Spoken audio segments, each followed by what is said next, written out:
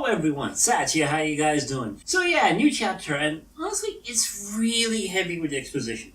Granted, we just got into 1.0, we had a taste for it, and there's a lot of information that we probably need going in. But I kinda get the feeling there's a lot that could have just shown instead of being told to us. Despite that, there are 1 or 2 moments that really got me this chapter. But anyway, let's get this review going. First, another color spread. And it just looks like everyone's sport. Yeah, I just noticed Zoro with 3 baseball bats. I'm loving the sports theme. Everyone doing something they're good at, and Nami looking thick, Robin looking enchanted. Still, I really feel Oda is spoiling us with these many amazing spreads, seriously. Anyway, on to the chapter. One Piece, chapter 912, Amigasa Village. We start off with Tama and her Tengu Guardian. Yeah, we're just off the revelation that she's been waiting all this time for Ace. We know what happened, but she's a little girl, she's not in a good place right now. He should really just let her down easy, ease her into it. Give her a proper sentence so that she could... He's dead. Bang! Or just blurt out with no regards to her feelings. Okay, why not? No! He's dead.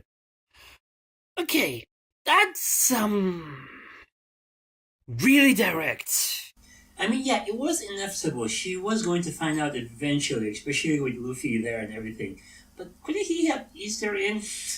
Anyway, the shock of the revelation made her faint again, as when the fever is not helping. Even the Tengu Guardian was like, "What the fuck's wrong with you?" About this whole thing. If you... I know, right? We get an introductory box on the guy, though. He's Tengu Nama Hitetsu. He's a bladesmith and the collector of Kokeshi dolls. Was that necessary? I don't know, he might play a part in the plot later. But anyway, it seems he too was waiting for someone in the village there. That's why there are only 2 people left. Hence beginning the first round of exposition. What happened to the village? It seems over a year ago, Amagisa was okay until Drake came along after joining Kaido and wiped out their samurai, and now it's destroyed. In fact, it seems most of Wano are in a similar state. In the beginning, when we saw that beautiful landscape, that was just the floral capital where the shogun lives. Everywhere else is shit, it seems. Anyway, in a very awkward transition, in my opinion anyway, we go to what happened 4 years ago. It seems there was a famine, lots of people were dying, all of a sudden a pirate ship came to shore. So the villagers tied them up, stole all their food, and were able to survive a bit longer. Oh, 4 years ago, that's when Ace came in. One of those pirates was Ace. He burst out of his restraints and he was cool with it, being robbed. And that's when he and Otama got close. And is it just me or is Hitetsu's nose growing throughout this conversation? Anyway, Tama needs a doctor. Chopper is nowhere near, so they're going to have to find someone local. Hitetsu can't move because he did mention he's waiting for someone. She needs help, so might as well just leave him with Luffy. So I have to say, Luffy does look good in a kimono. That's his outfit for this arc, probably. Hitetsu did mention if he ever gets to come across their allies, they might be able to get help. Though he never mentioned how he could get in touch with allies, so I don't know, that doesn't make much sense. And he has a sword. I don't think Luffy knows the sharp end. Anyway, to complete the outfit, Luffy needs a sword, so he grabs one and out the door. But it's not just any sword. It seems Hitetsu's ancestor, Kotetsu, made that sword. It's one of the 21 great swords. It's Nidai Kitetsu. Yeah, it's a sibling to Zoro's Sendai Kitetsu. I have to say though, I do appreciate this little expository panel that Oda gave us about the swords. I kind of forgot the number of each type. But anyway, Luffy is insisting on taking the swords. Hitetsu can't actually take the sword away from him because he doesn't want to touch the cursed sword. Remember, the Hitetsu series are all cursed, allegedly. I mean, he obviously treasures it, but he just doesn't want to touch it. Anyway, on their ride to find the doctor, Tama finally wakes up and goes right back to pestering Luffy about Ace. Look, you're not the only one who's crying over Ace. People are still crying over Ace. Which then leads to a flashback of a conversation they had. Seems she really wanted to sail with them, even though she was only 5. Just reminds me of Luffy and his desire to sail with Shanks. Except in this scenario, Ace promised he'd come back, and if she became a very powerful, enchanting Kunoichi, yeah, she can join. Wait, are you saying this was when Ace was on his own? He wasn't part of Whitebeard yet? But yeah, she's saying a lot of mean things to Luffy about this. I'm just wondering how she reacts when she finds out they're actually related. Anyway, we come across a large stretch of land that's a literal wasteland. Like, wow, Kaido and his factories have really done a number on the land here. I'm not really convinced we're going to have a very strong environmental theme in this arc. But anyway, on this wasteland, we have some tigers, wild boars, and a crocodile shark.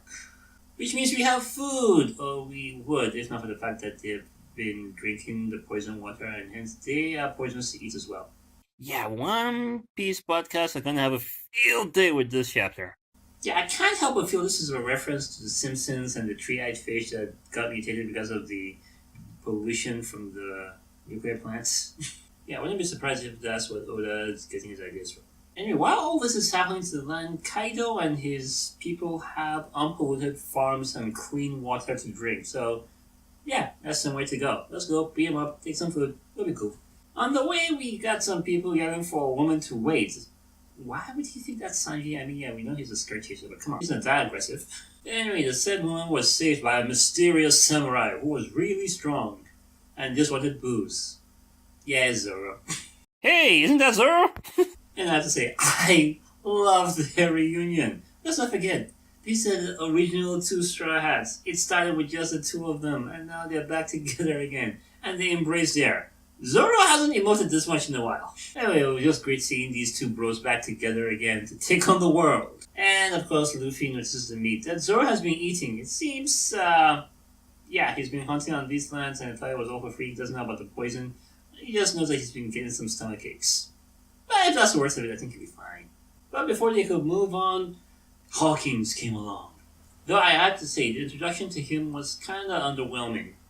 Until I went to the next page and saw what he was writing. Wow, that beast is metal. Anyway, for some reason, he was giving him the same speech that Law gave to Luffy when he was proposing going up against Kaido in the first place. There are only two options in Wano country. Either go under Kaido, or hide. I mean, it's different, but still kind of the same thing. Anyway, it seems Luffy and Zoro have a fight. When was the last time these two fought together? Honestly, it's been too long.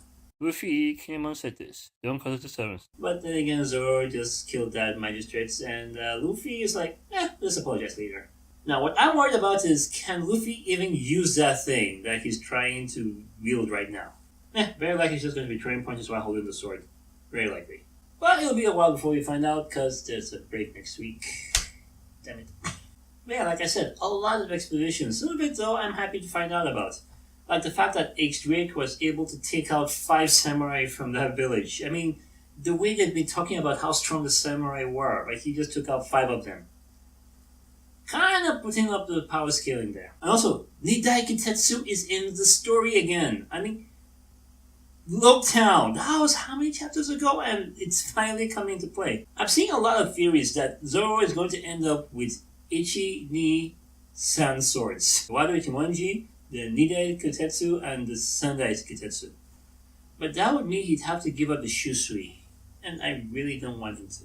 I mean, let's face it, he earned that sword. He fought Ryuma's corpse, but it was a fair fight for that sword and won. If anyone's going to take Shusui away from him, he has to fight and defeat Zoro. That's my opinion. And Tama, she just I know, though it was kind of a shotgun to the face the way Luffy told her about Ace dying, but still, though, she's not taking it well at all. But Ichi discovers that Ace and Luffy were brothers. Probably he would take Ace's place and invite her to the crew. Probably. Yeah, there are a lot of people say Tamafu Nakama already. Yeah, it's there. But then again, she's not enchanting Konoichi just yet, so she has to work on that first. And the reunion with Luffy and Zoro, come on. I mean, come on. Didn't that just get you like, yeah, let's go. But will this fight happen? I mean, already Hawkins is throwing out percentages. And very soon he'll probably look into the cards to find out whether or not this fight is going to be in his favor. I mentioned last time a theory about how he would probably do that, see that he has a very small chance of beating Kaido, like ridiculously small, but take it anyway because everyone else is 0. Honestly, I'm just waiting for Hawkins to be really fleshed out so that we like him the way we love BG now. And also in a straight up fight, he can play the long game. His ability to just tank any damage and transfer it to other people, he could probably be in the fight for a while. So with Luffy's fight against Katakuri, I doubt he'll get tired. And Zoro can spam really powerful attacks, so probably not. We'll just have to wait and see how this fight goes. All in all, though, it was an okay read. But I am looking forward to the next one. So yeah, that was my review. What did you guys think about this chapter? Please, let me know in the comments. If you like my videos, give me a thumbs up, and follow me for more stuff. Seriously, does Luffy even know which part of the sword is the sharp end? We'll just have to wait and see. Thanks for joining me. Later, guys.